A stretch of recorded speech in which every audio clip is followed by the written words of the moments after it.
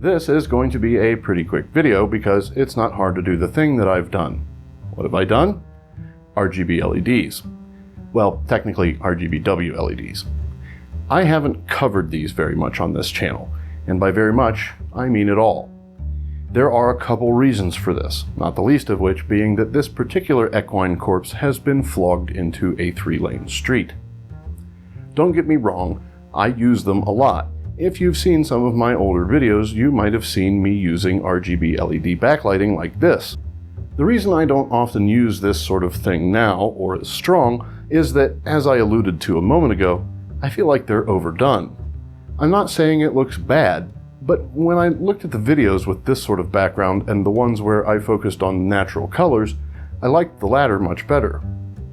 I'll be making changes again soon, so let me know in the comments which way you think looks better. Another reason that I don't do RGB LED videos is that I prefer addressable RGB LEDs to the ones that are all the same color when set. In this picture, for instance, there is an 8-foot LED strip mounted to a piece of trim, and I set sections of it with a Raspberry Pi Pico W.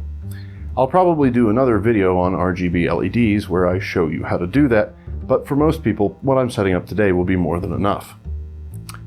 This is the Shelly RGBW LED driver. Wiring is fairly simple, and so I immediately got it wrong. The wire colors for this set go white, blue, red, green, black. Rather than paying attention to the diagram staring me in the face from the device itself the whole time, I interpreted the black wire as a negative, and it is in fact positive.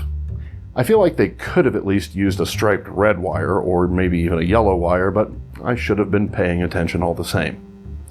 Fortunately, due I'm certain to the engineers taking precautionary measures, there was no damage to anything when I tried the lights and discovered my stupidity. I'm using a 12-volt 5-amp power supply for this, which is okay for this test, but the manufacturer recommends a 10-amp power supply as the draw from the LEDs ranges from 30 to 120 watts. I originally mounted the LEDs to a section of studio shelving, but I needed to do some B-roll and I was tired of trying to fill light from the back of the studio to the place the camera that normally only faces towards me sits. So I decided that since I have this handy whiteboard surface, I might as well rig some sort of big ring light. Before I reveal the big ring light, I want to walk through the network setup and show you the control interface. It's no different than any other Shelly device, but for first-time viewers, I'll probably go through it in any Shelly video. First, power the device on and look for the appropriate network to appear. It will look something like this one, but with different letters. Your phone might interrupt you and ask if you want to stay connected, but in the most convoluted way possible. Just click Stay Connected. Now, open a browser and go to 192.168.33.1.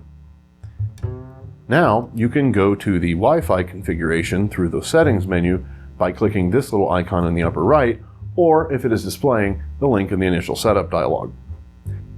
I highly recommend using static IPs if you are in control and aware of your DHCP setup. I also have a DNS server so that I don't need to use IPs with any other devices talking to these devices, in case I want or need to change my network ID or subnet size. If you're interested in that sort of thing, let me know in the comments. I can't use YouTube analytics to know how many of my viewers are of what tech level.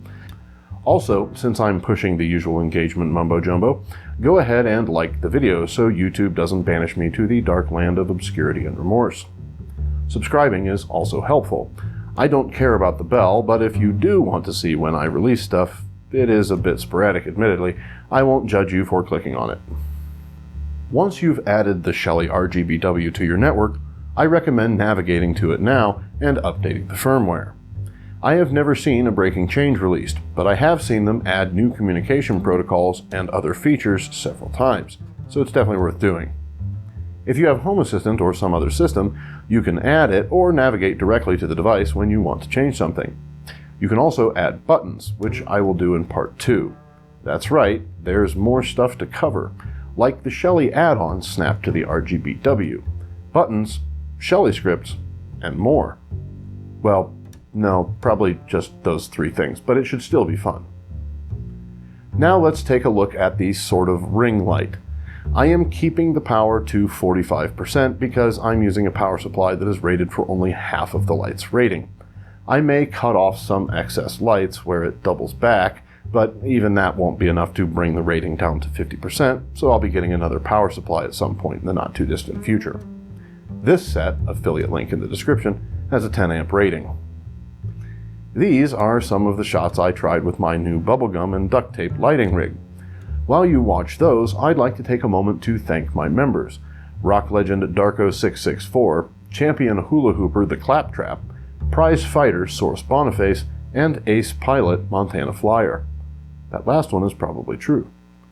To everyone who's watching, I want to thank all of you for giving me some of your minutes, and I do hope you'll join me for future videos as I continue exploring and illuminating smarter circuits.